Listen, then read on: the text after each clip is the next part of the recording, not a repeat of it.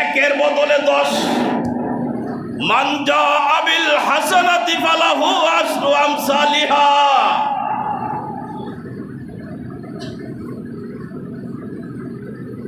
একের বদলে 10।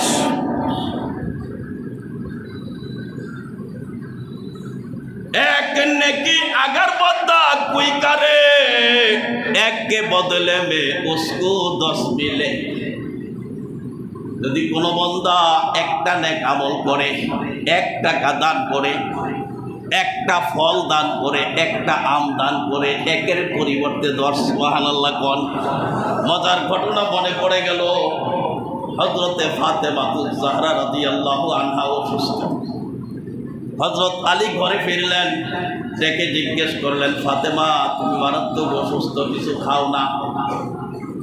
কি খাইতে মন চায় তোমার বলো দেখি। আমি সংক্ষেপে বলছি, আমার আনার খাইতে মন চায়। কি খাইতে মন চায়? জোরে কয় না। কি খাইতে মন চায়? আনার খাইতে মন চায়। হযরত আলীর হাতে একটি দিরহাম নাই, তার খরচ করে একটি দিরহাম ব্যবস্থা করে বাজারে চলে গেছে। বাজারে যাইয়া একটা আনারের ব্যবস্থা করেছে। আনারটা নিয়ে মনের আনন্দে প্রাণের স্ত্রী নবীজির নয়নের পুতুলি হযরতে হাসান হুসাইনের মা, জান্নাতের সরদারনি হযরতে ফাতেমাকে একটা আনার খাওয়াবে। অসুস্থ অবস্থায় একটা আনার খাইতে চাইছে। হযরতে আলী সেই আনারটা নিয়ে বাড়ির দিকে রওনা, মনের আনন্দে পথ চলছে। ইতিমধ্যে দেখে রাস্তার মধ্যে একটা ফকির পড়ে আছে। ডেকে বলে, ভাই রে তুই কে রে? আমি আজ 5 দিন যাবত এখানে পড়ে আছি, কেউ আমারে দেখে না, কেউ আবার আওয়াজ শুনে না। জানি না আমার কি শেষ মুহূর্ত নাকি। ভাই রে, হযরতে আলী জিজ্ঞাসা করে, কে তুমি? এখানে কেন পড়ে আছো? কয় আমি অসুস্থ। কি খাইতে চায় মন? তোমার মনে কি খাইতে চায়? কয় আমার মনে হয় আমি একটা আনার খাইতে পারলে আমি সুস্থতা লাভ করতাম। চিল্লায় বলে সুবহানাল্লাহ। কি মজার কাণ্ড মুসলমান, দেখেন লক্ষ্য করে। বিবির জন্য আনার ক্রয় করেছে, ওই আনার নিয়ে বাড়িতে যাচ্ছে বিবি। হযরত আলী যোগ বিয়োগ করে দেখে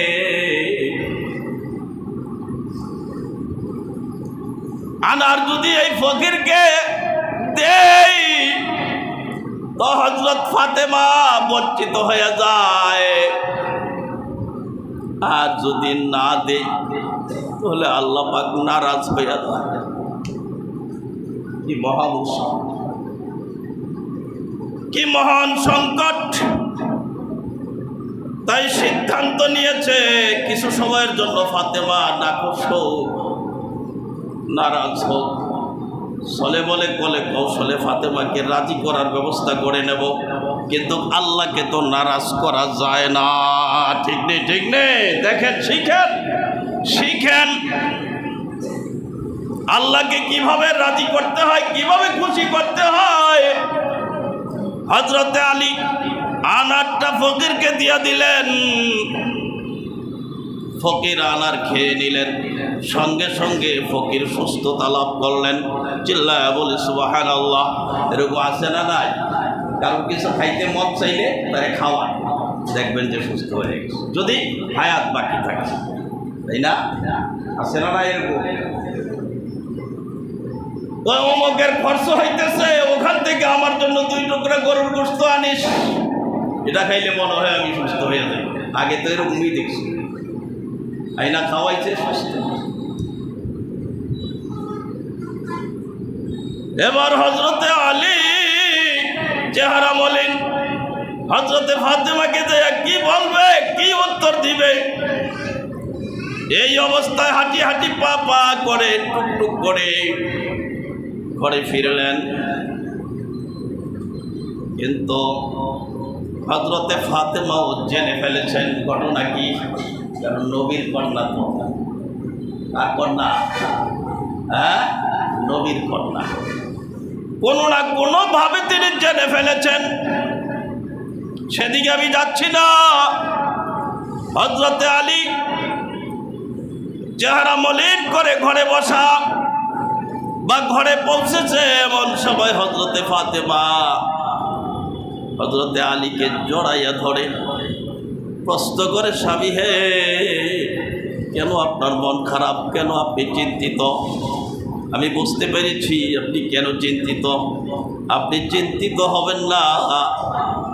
যখন আপনি ফকিরকে আপনার হাতের আনারটা পৌঁছে দিয়েছেন, সঙ্গে সঙ্গে আমার অন্তর থেকে আনার খাওয়ার লোভ, লালসা দূরীভূত হয়ে গেছে। চিল্লায় বলি সুবহানাল্লাহ।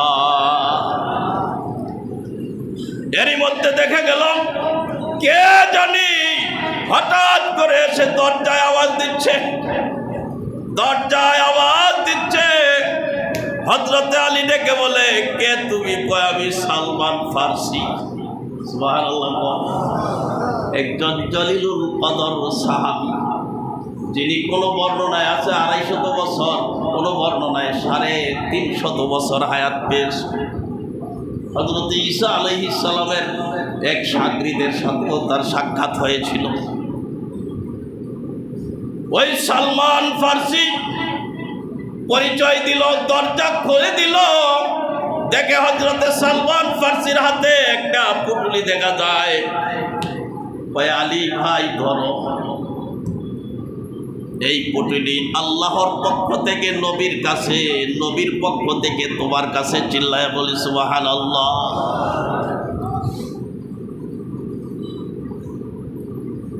হযরতে আলী বুঝতে পারলেন, ওই যে আমি 1 দিরহামের বিনিময়ে একটা আনার ক্রয় করে রাস্তায় ফকিরকে দিয়ে এসেছি। মাংজা আবিল হাসানাতি ফালাহু আশরু আমসালিহা। এক নেকি अगर बंदा कोई करे, एक के बदले में उसको 10 मिले। अल्लाहु আকবার বলেন। হযরতে আলী পুটুলিটা হাতে নিয়া এক এক করে গড়তে শুরু করেছে। গনে গনে দেখে যেখানে 10টি হওয়ার কথা ওখানে 9টি। সুবহানাল্লাহ। কয়টি? 9টি। তিনি বললেন, ধরো ভাই সালমান, এই পুটুলি আমার না, এটা বোধহয় অন্য কারোর হবে। কেন কেন আপনি এমন কথা কেন বলতেছেন? আল্লাহর পক্ষ থেকে নবীজির কাছে, নবীজির পক্ষ থেকে আপনার কাছে, এটা তো ভুল হতে পারে না। এটা আবার অন্য কারোর হবে কেন? ভাই আমার যদি হয় তাহলে 10টা হবে। ঈমান কাকে বলে? আমার যদি হয় তাহলে 10টা হবে। এখানে আনার 9টা, এটা আমার না। কেমন ঈমান? এমন ঈমান আমাদেরকে অর্জন করতে হবে, এমন ঈমান আমাদেরকে হাসিল করতে হবে। ঠিক কি ঠিক না বলেন? ঈমানের পাওয়ার কত? মান জাআ বিল হাসানাতি ফালাহু আশরু আমসালিহা। আমার যদি হয় 1-এর বদলে 10টা হবে। এখানে তো 9টা, এটা আমার হতে পারে না। আমাদের ঈমানের হালত একটু যোগ বিয়োগ করে দেখেন না, একটু যোগ বিয়োগ করে দেখেন আমাদের ঈমানের হালত কি। আমাদের ঈমান 10 টাকার বিনিময়ে বিক্রি হয়ে যায়। ঠিক কি ঠিক না? 1 পেয়ালি চায়ের বিনিময়ে বিক্রি হয়ে যায়। 1 পেয়ালি চা যদি একজন প্রার্থী পান করাইতে পারে, তো আগে যাকে ভোট দেওয়ার সিদ্ধান্ত ছিল, মুহূর্তের মধ্যে 1 পেয়ালি চায়ের বদলতে মোর ভরে যায়। ঠিক কি ঠিক না? এই হচ্ছে বাঙালিদের চরিত্র। তাও বলে আবার ফুলের মতো পবিত্র, আবার নামাজ পড়ে না 1 ওয়াক্ত। ঠিক নেই, ঠিক নেই? আয় মুসলমান এই দুর্বল ঈমানের অধিকারী হলে চলবে না। এই ঈমানকে মজবুত করতে হবে। শুনেছি, পত্র পত্রিকায় দেখেছি, অনেক বক্তাদের বক্তব্য শুনেছি, ঢাকায় নাকি জাতিসংঘের মানবাধিকার অফিস স্থাপন করতে চায়। আমি সব কথা বলে দিচ্ছি, এই মুকসাদ আলী জামে মসজিদের পক্ষ থেকে ঢাকায় জাতিসংঘের কোনো অফিস হতে দেওয়া হবে না। ঠিক না বলেন? ঢাকায় যদি কোনো জাতিসংঘের অফিস স্থাপন করা হয় তাহলে জীবনের বিনিময় হলেও আমরা তাকে প্রতিহত করব ইনশাআল্লাহ। যাদের কাছে কোরআন নেই, যাদের কাছে সুন্নাহ নেই, তাদের সহযোগিতার, তাদের দানের আমাদের কোনো প্রয়োজন নাই। ঠিক না বলেন? মানবাধিকারের নামে এরা বাংলাদেশে সমকামিতা বিস্তার ঘটাতে চায়। এই বাংলার জমিনে সমকামিতার বিস্তার ঘটবে, এই স্বপ্নই থেকে যাবে। এই স্বপ্ন কোনোদিন বাস্তবায়ন হতে দেওয়া হবে না ইনশাআল্লাহ। ঠিক না বলেন? এই জাতিসংঘ, এটা জাতিসংঘ নয়, এটা মরণ সংঘ, মুসলমানদেরকে হত্যা করার সংঘ। মরহুম পীর সাহেব চরমনাই রহমাতুল্লাহ আলাই সেই দিন রাজপথে তার বক্তব্যে বলেছিলেন, এই জাতিসংঘ, এটা জাতিসংঘ নয়, এটা একটা মরণ সংঘ। মুসলমানদেরকে হত্যা করা হয়, এদের কোনো চুচারা থাকে না।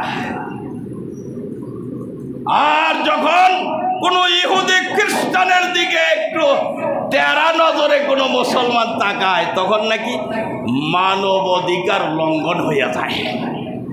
এমন জাতিসংঘ আমাদের প্রয়োজন নাই। ঠিক না বলেন?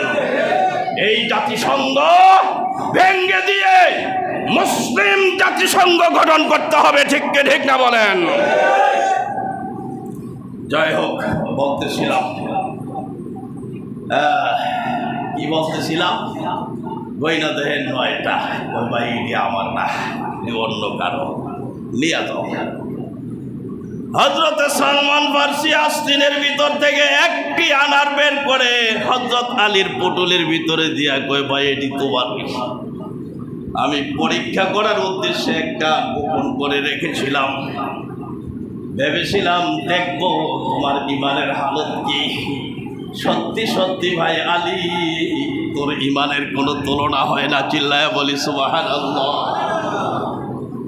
তাহলে বিশ্বাস হইছে? 1 10 একে কয়, আরে কথা কয় না, একে কয় 1 10। আমার এই সংখ্যাকে আল্লাহ আরো বাড়াইতে পারে, এই সংখ্যাকে আল্লাহ 70 গুণ বাড়াইতে পারে, এই সংখ্যাকে আল্লাহ পাক 700 গুণ পর্যন্ত বাড়াইতে পারে, এই সংখ্যাকে আল্লাহ পাক মিলিয়ন করে দিতে পারে, এই সংখ্যাকে আল্লাহ পাক বিলিয়ন করে দিতে পারে, এই সংখ্যাকে আল্লাহ পাক বিলিয়ন করে দিতে পারে, এই সংখ্যাকে আল্লাহ পাক আল্লাহু ইউদাইফু লিমান ইয়াশা বেগাইরি হিসাব করে দিতে পারে। ঠিক না? আল্লাহ, আর তো মনে হয় ওয়াজের দরকার নাই। হ্যাঁ, যদি বিশ্বাস থাকে 1 10, 1 70, 1 700, হ্যাঁ, 1 বিলিয়ন,